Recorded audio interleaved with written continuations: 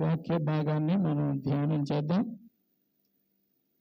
యెషయా గ్రంథము 61వ అధ్యాయము. మనం అందరం బాగుగా ఎరిగిన వచ్చిన భాగం ఇది. 1, 2, 3 చరణాలు మన ముందు చదువుకొని ధ్యానం చేద్దాం.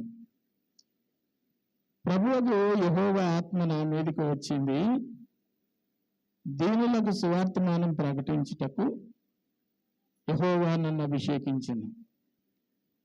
నలిగిన హృదయం గల వారిని దృఢపరచుటకును, చెరలో నున్న వారికి విడుదలను, బంధింపబడిన వారికి విముక్తి ప్రకటించుటకు, యెహోవా హితవత్సరమును మన దేవుని ప్రతిదండన దినమును ప్రకటించుటకు, దుఃఖాక్రాంతులందరినీ ఓదార్చుటకును, సియోనులో దుఃఖించే వారికి ఉల్లాస వస్త్రములు ధరింప చేయుటకును, బూడిదకు ప్రతిగా పూదండను, దుఃఖమునకు ప్రతిగా ఆనంద తైలమును, భారభరితమైన ఆత్మకు ప్రతిగా స్తుతి వస్త్రమును వారికిచ్చుటకును ఆయన నన్ను పంపి ఉన్నాడు. యెహోవా నన్ను మహిమపరుచుకున్నట్లు నీతి అను మస్తకి వృక్షములన్నీ యెహోవా నాటిన చెట్లన్నీ వారికి పేరు పెట్టబడును.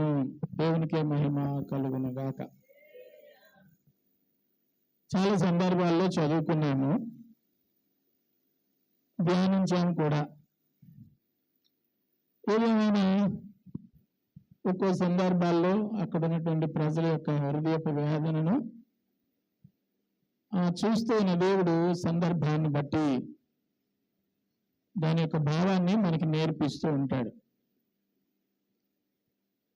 దేవుని యొక్క ఆత్మ నా మీదకి వచ్చినప్పుడు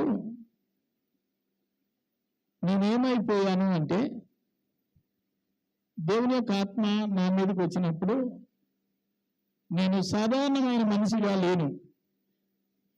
దేవుని యొక్క ఆత్మ నా మీదకి వచ్చినప్పుడు మునుపటి స్వభావం కంటే అద్భుతమైన స్వభావంలోనికి నేను మార్చబడ్డాను. దేవుని యొక్క ఆత్మ నా మీదకి వచ్చినప్పుడు ఇదివరకు మనుషుల మధ్య నేనున్న నడిచిన విధానం కంటే ఇప్పుడు మనుషులందరికీ అవసరమైన వ్యక్తిగా నేను మార్చబడ్డాను. ఒక వ్యక్తి తన అనుభవాన్ని పంచుకుంటూ చెప్తున్న మాట ఏమిటంటే, ఆయన ఆత్మ నా మీదకి వచ్చినప్పుడు నా బాధ్యతలు తెలిసినాయి, నేను చేయవలసిన కార్యం ఏంటో తెలిసింది అని భక్తుడు తన యొక్క అనుభవాన్ని షేర్ చేసుకుంటూ ఉన్నాడు. ఈ భాగంలో మనం చదువుకున్న మాటలు సుమారు 8 ప్రాముఖ్యమైనటువంటి మాటలు ఈ 3 చరణాల్లో రాయబడి ఉన్నాయి. ఏమేమి ప్రయోజనం కొరకు దేవుడు నన్ను ఏర్పాటు చేసుకున్నాడో, ఏమేమి కార్యాలు నా ద్వారా జరిగించడానికి దేవుడు నన్ను అభిషేకించాడో నేను చదివినప్పుడు నాకు ఆశ్చర్యం కలిగిందని భక్తుడు తన అభిప్రాయాన్ని చెప్తూ ఉన్నాడు. దేవుని యొక్క అభిషేకం తన మీదకి రాకముందు తన ఎవ్వరికీ ఉపయోగపడలేని వ్యక్తిగా కనబడుతున్నాడు. దేవుని అభిషేకం తన మీదకి వచ్చిన తర్వాత అనేక మందికి చాలా అవసరమైన వ్యక్తిగా కనబడుతూ ఉన్నాడు. ఒక వ్యక్తికి నేను అవసరం లేదు అనుకునే దానికి, ఒక వ్యక్తికి నువ్వు చాలా అవసరము అనుకునేదానికి మధ్య ఇక్కడ ఒక అనుభవం ఏమిటంటే దేవుని యొక్క ఆత్మ తన మీదకి దిగి రావటం. దైవాత్మ లేకపోతే నువ్వు ఎవరికి పనికిరావు, ఎవరికి అక్కర్లేదు కూడాను.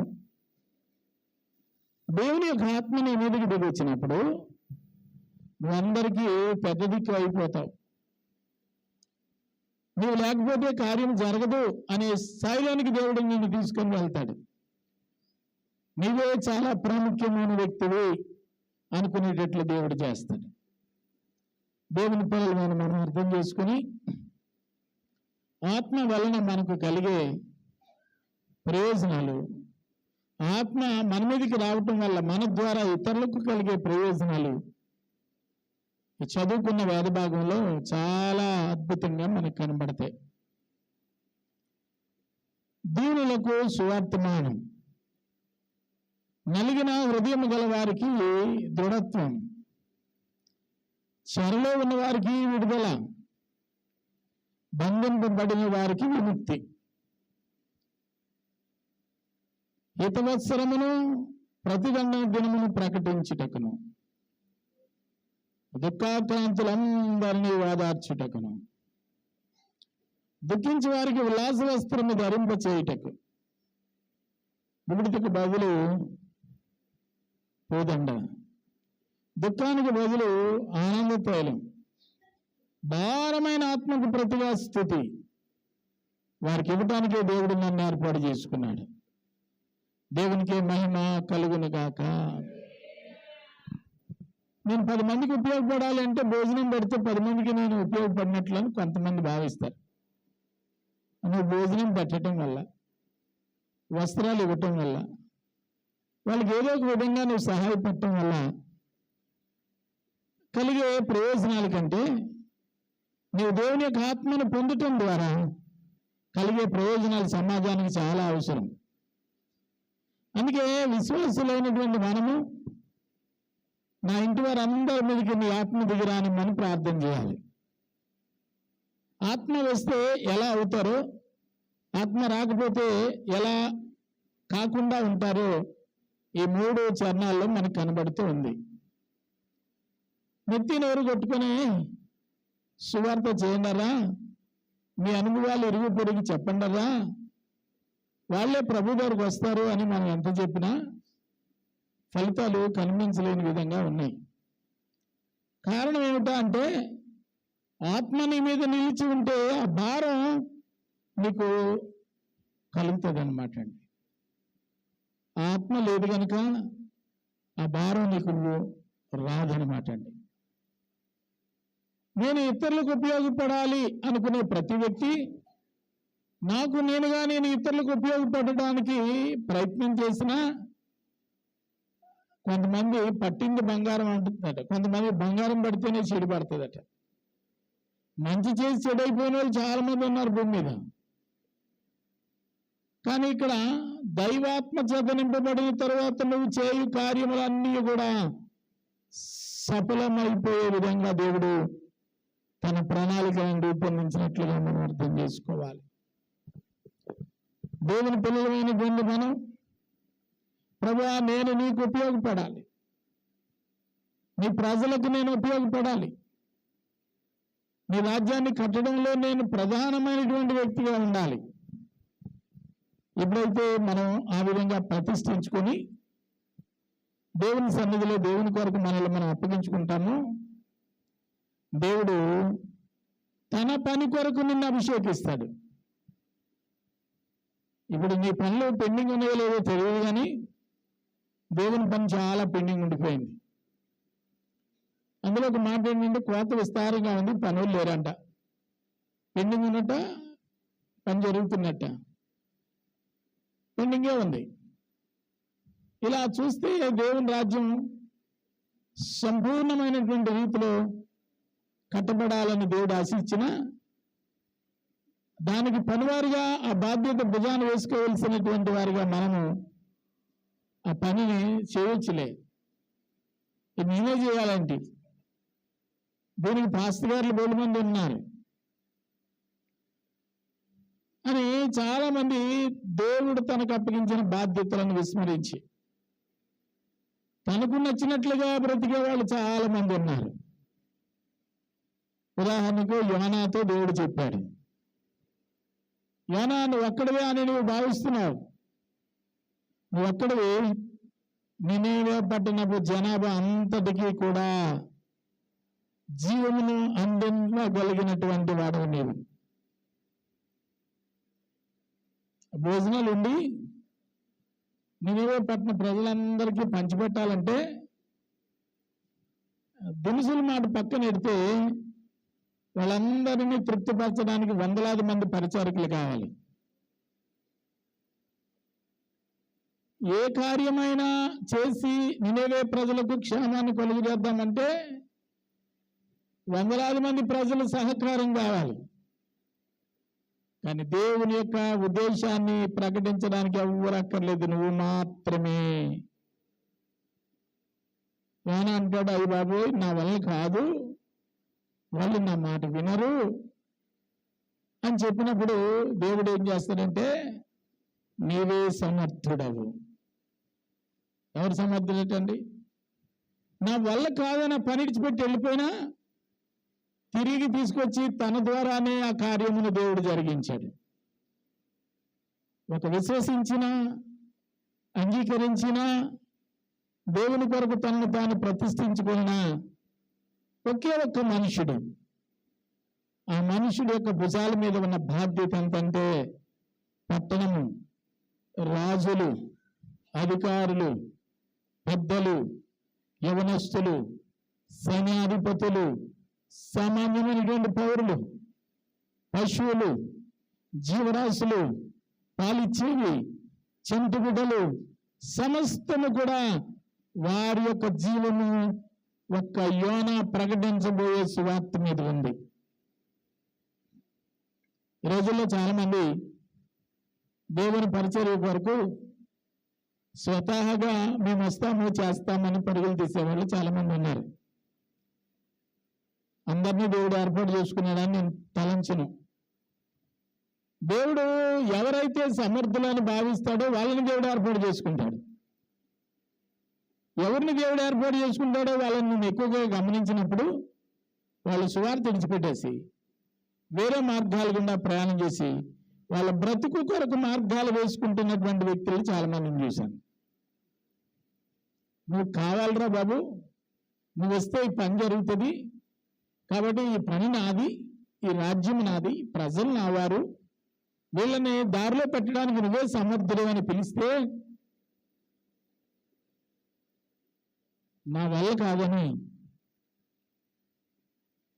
ఆ సేవను విడిచిపెట్టి వ్యాపారం చేసి వివిధ రకాల కార్యక్రమాలు చేసి విస్తారమైన డబ్బు సంపాదించి బ్రతకొచ్చు అనుకున్న ఒక వ్యక్తిని నేను ఎరిగాను. ఆ వ్యక్తి అడుగుపెట్టిందల్లా బంగారం అవ్వలేదు. తెలివైనడు, జ్ఞానవంతుడు, ఏదైనా చేయగలిగినటువంటి సమర్థుడే, అందరికంటే గొప్ప జ్ఞాని. తాను అడుగుపెట్టిన ప్రతి కంపెనీ నాశనం అయిపోయేది, ప్రతి వ్యాపారము నష్టపోయేది.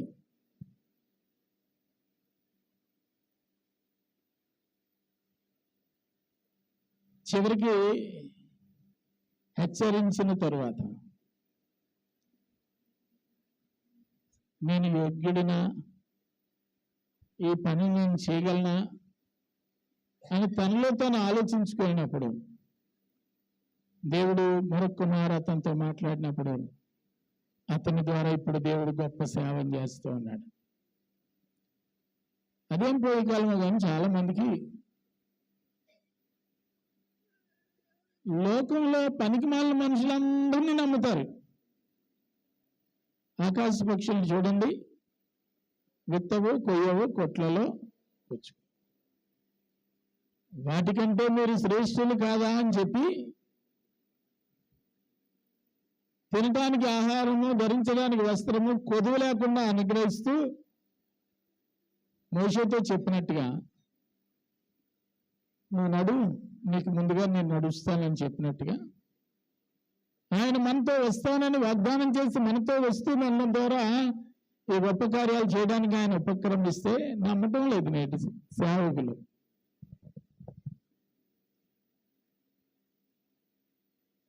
నమ్మకుండా ఏదో మళ్ళీ పైగా వాళ్ళు చెప్పే మాట ఏంటంటే ఈ 6 నెలలు ఆగితే అక్కడి నుంచి చేస్తానండి నేను సేవ, ఈ 3 నెలలు ఆగితే ఇంక అక్కడి నుంచి నేను చేస్తానండి సేవ, ఈ 2 నెలలు ఆగిపోతే అక్కడి నుంచి నేను చేస్తానండి సేవ.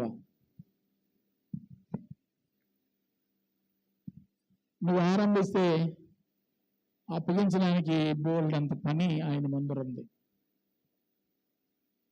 మొన్న విశాఖపట్నం నుంచి దైవ సేవకులు ఆర్ఆర్కే పీటర్ గారు కానీ నేను యానం వెళ్ళాం. యానం వెళ్ళేటప్పుడు దారిలో చెప్తున్నారు, మా చిన్నాన్న గారి అబ్బాయి జీవితంలో సమాధానం లేక భార్యతో వివాదం పెట్టుకుని, ఆడపిల్లలతో వివాదం పెట్టుకుని, తల్లితో వివాదం పెట్టుకొని అల్లరి చిల్లరగా మారి ఉన్నదంతా ఖర్చు పెట్టేసుకొని చివరికి పిచ్చోడిలా తయారయ్యాడు. రక్షణ లేకుండా అతడు ఉన్నాడని చెప్పి బాధపడుతూ నిన్నటి దినాన పెట్రోల్ పోసుకొని తగలబెట్టేసుకున్నాడు పాస్టర్ గారు అని బాధపడ్డారు ఆయన. వెళ్ళాను, చూశాను, ఈ ఫొటోస్ అని నాకు చూపించారు. చాలా బాధేసింది. హాస్పిటల్లో చేర్పించారు. ఆ వ్యక్తి ఎలా ఉన్నాడని ఈరోజు నేను అడిగితే మునుపు ఏదో చిన్న చిన్న గాయాల్లా కనిపించినాయి, కానీ ఇప్పుడు శరీరం అంతా పొంగిపోయి చేతులు కాళ్ళు కదపలేని, మాట్లాడాలన్నా మాట్లాడడానికి ఆ పెదాలు కదలని దుస్థితిలో అతను ఉన్నాడు. కండిషన్ ఏమిటంటే డాక్టర్స్ చెప్తున్నారు 1 లేక 2 రోజుల్లో చనిపోతాడు అని. ఈయన బాధపడుతున్నాడు, చాలా వేదన చెందుతున్నాడు. ఒకటి బంధువు అయితే 2 రక్షణ లేకుండా చనిపోతున్నాడే అని బాధ. అతడు రక్షింపబడడానికి, మారు మనసు పొందడానికి ఎవరో ఒకరి సువార్త అతనికి అవసరం. మనం అనుకుంటాం నేను ఆ పనికి తగను, ఆ బాధ్యత నాది కాదు అని మనం అనుకుంటాం. గొప్ప గొప్ప సేవకుల వలన కాని పని సామాన్యులైన అల్పుల మనబడిన విశ్వాసుల ద్వారా కూడా దేవుడు కార్యం చేస్తాడు. వాళ్ళ వల్ల కాదు. ఆ బీటీహెచ్లు, ఎంటీహెచ్లు, ఆ రెవరెండ్లు, ఆ బిషప్లు, ఆ డాక్టర్లు, ఇవన్నీ ఉన్నటువంటి వారి వలన కలగనిది ఎవరి వల్ల తెలుసా? ఒక సామాన్యమైనటువంటి వ్యక్తి వలన జరగబోయే కార్యాలు ఎన్నో ఉన్నాయి. ఆ సామాన్యమైనటువంటి వ్యక్తి నీవే కావచ్చు.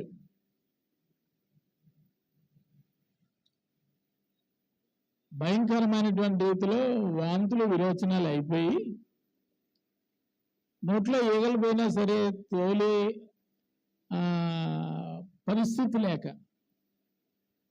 చూసిన వాళ్ళందరూ కొర ప్రాణంతో ఉన్నాడు, చనిపోతాడని అనుకున్న సమయంలో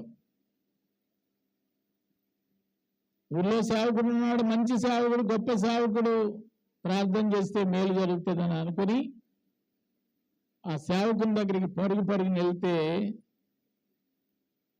ఆ వెళ్ళిన తల్లి ఆ ఇంటి దగ్గర సేవకుడు లేడు, ఎక్కడో మహానగరం మీటింగ్స్కి వెళ్ళిపోయాడు.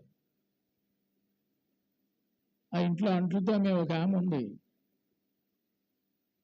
ఏమమ్మా ఇలా వచ్చావంటే, ఇలా మా అబ్బాయి చావు బ్రతుకుల్లో ఉన్నాడు, పాస్టర్ గారు ఉంటే ప్రార్థన అయినా చేస్తారని. పాస్టర్ గారు లేరు, రావటానికి 3 రోజులు పడుతుంది, అయితే నేను వస్తాను. తోమి అంట్లు పక్కన పెట్టి చేతులు కడుక్కొని పరుగున వృద్ధురాలు వచ్చి ఆ ఆరు బయట జీవోత్సవంలో పడి ఉన్నటువంటి ఆ ముందర మోకాళ్ళుని ప్రార్థన చేస్తే 5 నిమిషాలు కూడా కాకమునిపే ఆమె నన్ను అనకమునిపే జీవోత్సవంలో ఉన్నటువంటి మనిషి అట్నుంచి ఇటు ఎత్తుకెళ్ళి శక్తిని పొందుకున్న పరిస్థితులు. ఆనందానికి అవధులు లేవు ఆమెకి. మరలా ప్రార్థన చేసింది, దేవుని యొక్క ఆత్మ తన మీదకి దిగి వచ్చింది, అన్ని భాషల్లో ప్రార్థన చేసింది. అక్కడ బిషప్లు ఎవరు లేరు, రెవరెండ్లు అంతకంటే లేరు, గొప్ప గొప్ప పాద్రీలు ఎవరూ లేరు. ఉన్నది ఎవరంటే ఒక సాధారణమైనటువంటి విశ్వాసి, ఒక పేద విశ్వాసి, 4 ఇళ్లలో అంట్లు తోముకునేటువంటి ఒక విశ్వాసి. ఆమె విజ్ఞాపన వలన చనిపోతాడు, ఇక జీవమే లేదని డాక్టర్లు చెప్పినా, చుట్టుపక్కల ఉన్నటువంటి వారు అందరూ చెప్పినా, ఆ బలహీనురాలు చేసినటువంటి ప్రార్థన వలన బ్రతికిన వ్యక్తి ఈరోజు మీ ముందర సేవ చేస్తున్నాడు. అర్థమైందండి? ఈరోజు నేను బ్రతికి ఉన్నాను అంటే దేవుని సేవ చేయగలుగుతున్నాను అంటే నా కొరకు పెద్ద పెద్ద సేవకులు ప్రార్థన చేసిన ప్రార్థనలు ఏం కాదు. బలహీనులు, శక్తి లేనటువంటి వారు, సామాన్యులు చేసిన విజ్ఞాపన వలన దేవుడు చేసిన అద్భుతమే ఇక్కడ నిలబడ్డ నేను. అంటే వాళ్ళందరూ వేస్తాను కాదు, వాళ్ళకి నిర్ణయించిన సమయం, వాళ్ళకి అప్పగించిన పని వేరు. అలాగనే మనకు అప్పగించిన పని, మనకి నిర్ణయించిన కార్యాలు వేరు. సాహసించి ఆ పని ఏమిటో తెలుసుకుని దాని కొరకు మనం పరుగులు తీయకపోతే ఆ రోజు ఆ వృద్ధురాలు వచ్చి ప్రార్థన చేయకపోతే ఆ రోజు అక్కడే ఆ వ్యక్తి చనిపోయి ఉండేవాడు. ఆ రోజు యోనా తిరిగి దేవుడు అక్కడికి తీసుకుని వెళ్ళకపోతే దేశమే సర్వనాశనం అయిపోయేది.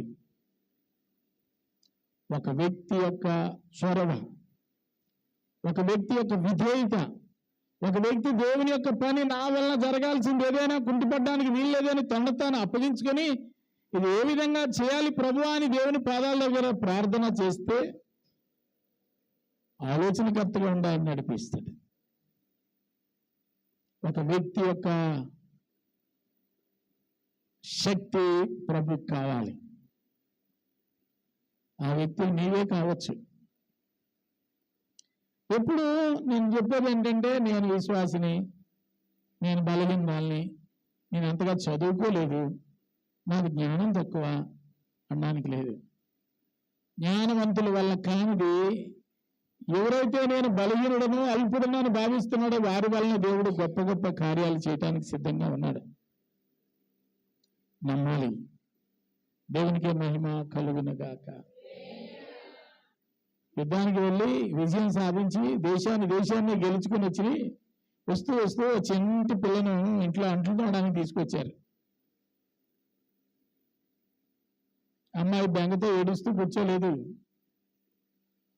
నా దేశంలో నేను ఎలా ఉండేదాన్ని, ఇక్కడ బానిసగా వచ్చి ఈ ఇంటి పనులన్నీ చేయాల్సి వస్తుంది. దేవుడా, ఈ బాధల నుంచి నన్ను ఎప్పుడు విడిపిస్తాను ఇప్పుడు అలా.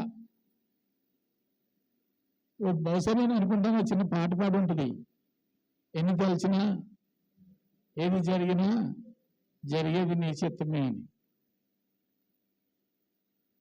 అద్భుతం ఏంటంటే ఆమె ఆ ఇంటికి నాయకురాలు అయిపోయింది, ఆ ఇంటికి దేవత అయిపోయింది, ఆ ఇంటి వారికి గొప్ప వైద్యురాలు అయిపోయింది, ఆ ఇంటి వారికి మార్గదర్శకురాలు అయిపోయింది ఈమె. ఎంత అద్భుతమైనటువంటి కృప! ఈ కృపను అడిగితే తెలుస్తుందేమో. దేవుని యొక్క ప్రణాళికలు మనుషుల యొక్క ఆలోచనలు వంటివి కాదు. దేవుని యొక్క ప్రణాళికలు చాలా గొప్పవి. అందువల్ల నేను విస్తరించి దేవుని మాటలు చెప్పను. కానీ రాత్రి ఒకే ఒక్క మాట, నువ్వు పని చేయక ఆగిపోయిన కార్యాలు ఎన్నో. రాత్రి దేవుని సన్నిధిలో నువ్వు ప్రార్థన చేసి ప్రభువా నా వల్ల ఆగిపోయిన కార్యాలు ఉన్నాయని పాస్టర్ గారు చెప్పారు.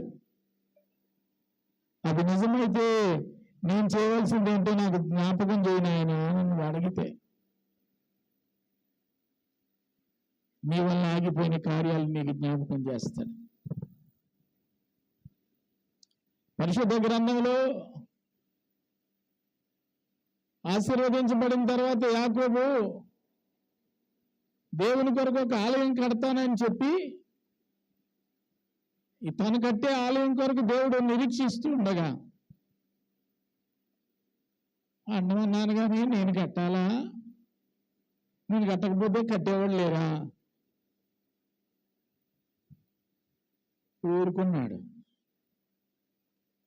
నేను ఊరుకున్నా దేవుడు ఊరుకోలేదు, ఆయన జ్ఞాపకం చేసి మరీ ఆయన ద్వారానే ఇదంతా జరిగించాడు. పరిశుద్ధత లేదు, భక్తి లేదు, ఆత్మీయత లేదు, ఇంటి నిండాలకు సంబంధమైన పరిస్థితులు. కానీ దేవుడు హెచ్చరించాడు, మారమని చెప్పాడు, మారిన హృదయంతో తన కొరకు పనిచేయమని ఆజ్ఞాపించాడు. ఒక యాకోబుకో, లేకపోతే బైబిల్లో ఉన్నటువంటి భక్తులు ఏ ఒక్కరికో కాదు ఈ వాక్యం. నేడు క్రీస్తు కొరకు నేను బ్రతుకుతానని ప్రతిష్ఠించుకున్న ప్రతి ఒక్కరికి ఈ వాక్యము అవసరం. నువ్వు పూనుకుంటే దానిని ముగించే వరకు ఘనమైన రీతిలో నీ చేత జరిగించగలిగిన సమర్థుడు ఆయన. నేను నత్తోడిని అంటే ఊరుకున్నాడా? నోటి మాంద్యం కలిగిన వాడిని అంటే ఊరుకున్నాడా? నాకు సరిగా మాటలు రావు అంటే ఊరుకున్నాడా? పైగా అంటాడు పంపవలసిన వాడినే పంపచ్చు కదా, నన్ను ఎందుకు పంపిస్తున్నావు అంటే ఊరుకున్నాడా?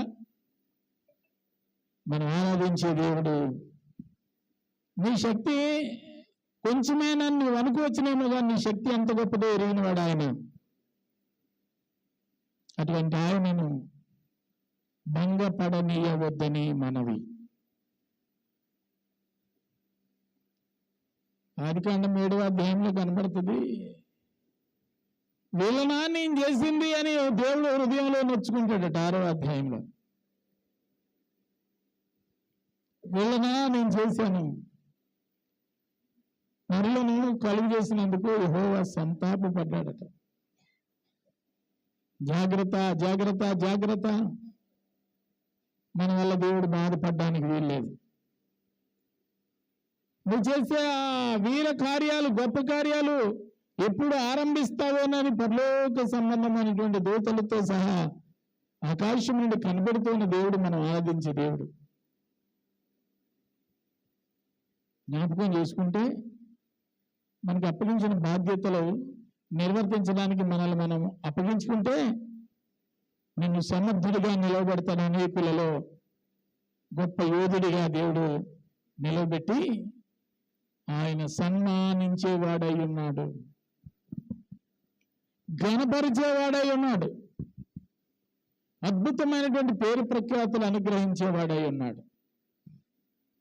బబులోను దేశంలో మొర్దెకై చేసిన పని చిన్నదా పెద్దదా అనేది కాదు, కానీ తాను చేసిన పనికి తనకి కలిగిన ఘనత ఎటుదో తెలుసా?